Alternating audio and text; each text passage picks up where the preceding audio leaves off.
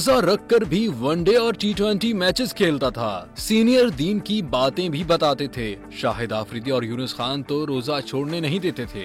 कौमी बल्लेबाज उमर अकमल ने बता दिया। Middle order batter Umar Akmal ने कहा कि रमजान में वनडे और टेस्ट क्रिकेट चल रही होती थी तो मैं रोजा नहीं छोड़ता था। बीच में 1-2 रोजे जरूर छोड़े थे। उन्होंने कहा कि मेरे सीनियर खिलाड़ी शाहिद आफरीदी और यूनुस खान ने मुझसे कहा था कि उमर रोजा नहीं छोड़ना, क्योंकि रोजा नसीबों वालों को नसीब होता है। अगर रोजा रखकर खेलोगे तो और एनर्जी आएगी और अल्लाह कारकर्दगी मजीद बेहतर कर देगा। उमर अकमल ने कहा कि सीनियर खिलाड़ियों का शुक्रगुजार हूँ जो क्रिकेट ही नहीं दीन की बातें भी बताते हैं।